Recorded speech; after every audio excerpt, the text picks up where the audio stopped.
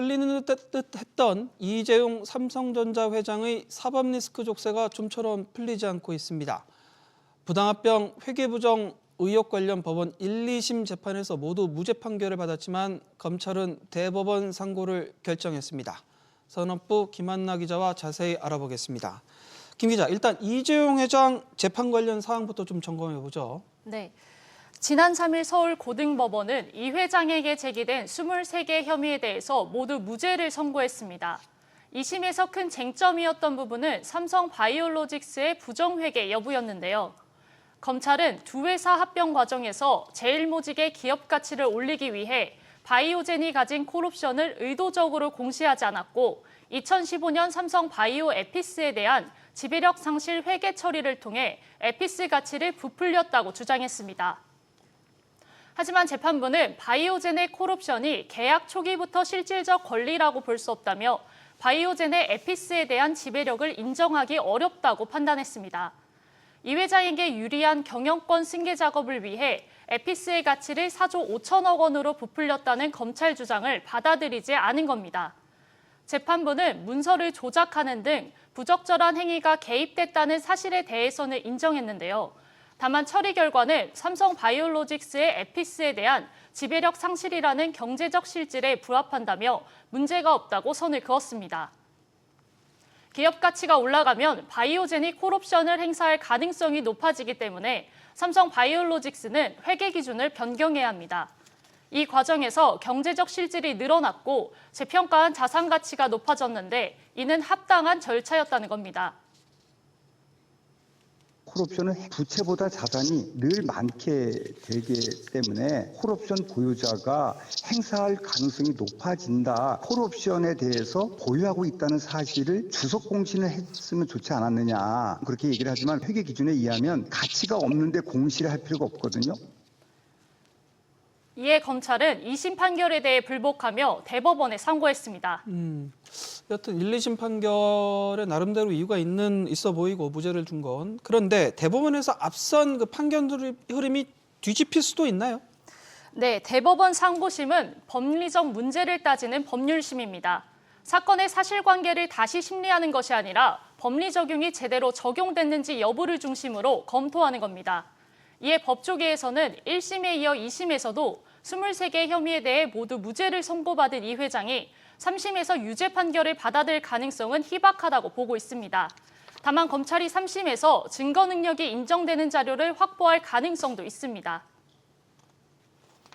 1심에서부터 되게 많은 증거가 위법 수집 증거로 판단이 됐어요. 위법 수집 증거가 맞냐 틀리냐라는 거는 법리 오해의 영역이니까 다툴 수 있는 것이고 뒤집어질 수 있는 가능성은 있죠. 대법원 판단이 나오는 데까지 3, 4년 이상 소요될 수 있는 만큼 이 회장의 사법 리스크는 길어질 전망입니다. 여하튼 당분간 사법 리스크는 계속된다 이런 얘기인데 이런 가운데 이 회장을 기소했던 전직 검사 이복현 금융감독원장이 최근 사과를 해서 눈길을 끌었어요. 네, 그렇습니다. 2심에서도 무죄 판결이 나오자 검찰의 무리한 수사가 아니었냐는 비판이 커졌는데요. 이에 당시 수사검사 가운데 처음으로 이 원장이 사과했습니다. 들어보시죠. 법원을 설득할 만큼 충분히 단단히 준비되어 있지 결과적으로 못했다는 점에서 이유 여러 불분하고 국민들께 사과를 드리겠습니다. 다만 이 원장은 법원의 판단은 존중하지만 법이 미흡했다는 취지의 답변을 내놓으면서 책임 회피성 발언이라는 지적을 받고 있습니다. 이복현 당시 서울중앙지방검찰청 경제범죄 형사부장은 지난 2020년 9월 부당합병 회계부정 의혹으로 이 회장을 기소했는데요. 같은 해 6월 대검찰청 수사심의위원회가 10대 3의 의견으로 수사 중단과 불기소를 권고했지만 이 원장의 주도로 기소까지 이어졌습니다. 여튼 삼성 입장에선 10년 가까이 이어지는 이 사법 리스크 버거울 수밖에 없을 것 같은데요. 네, 그렇습니다. 이 회장은 지난 2016년 국정농단 사건부터 삼성물산 제일모직 부당합병 회계부정 재판까지 마주하면서 10년간 사법 리스크에 발목 잡힌 상황인데요. 사실상 삼성은 이재용이라는 리더를 잃게 되면서 중요한 의사결정 역시 뒷전으로 밀렸습니다. 삼성은 지난 2017년 독일의 전장 오디오 기업인 하만을 인수한 이후 대규모 인수합병에 손을 뗐는데요.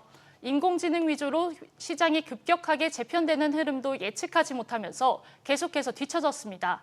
삼성 경영진들이 소극적으로 기업을 운영하는 것이 관례화됐기 때문입니다. 사법 리스크가 워낙에 지금 중대했기 때문에 기업의 미래에 대한 의사결정을 할 만큼 여유가 없었던 거죠. M&A라든지 신사업에 대한 의사결정을 할 수 없었던 게 상당히 안타까운 거죠. 포기하면서 미래 가치에 타격을 입게 된 것이 무엇보다 이 사법 리스크가 지속되는 동안 이 삼성 주력 이제 반도체 사업 경쟁력을 잃어버렸다는 평가가 지배적이에요. 네, 메모리 반도체 선두주자였던 삼성전자는 고대역폭 메모리인 HBM을 등에 업은 SK하이닉스에 추월당했습니다. 삼성전자의 지난해 4분기 영업이익을 살펴보면 SK하이닉스의 절반에도 미치지 못했는데요. 삼성전자는 연간 기준으로도 SK하이닉스 영업이익에 밀리면서 반도체 1위 기업의 자존심을 구겼습니다. 삼성전자가 초라한 성적표를 받아든 이유는 엔비디아의 HBM 납품을 실패한 데 있습니다. 결국 삼성전자는 5세대 HBM을 건너뛰고 HBM4에서 승부를 보겠다고 밝힌 가운데 올해 하반기를 목표로 개발에 박차를 가하고 있습니다. 삼성전자는 파운드리에서도 고전을 면치 못하고 있는데요.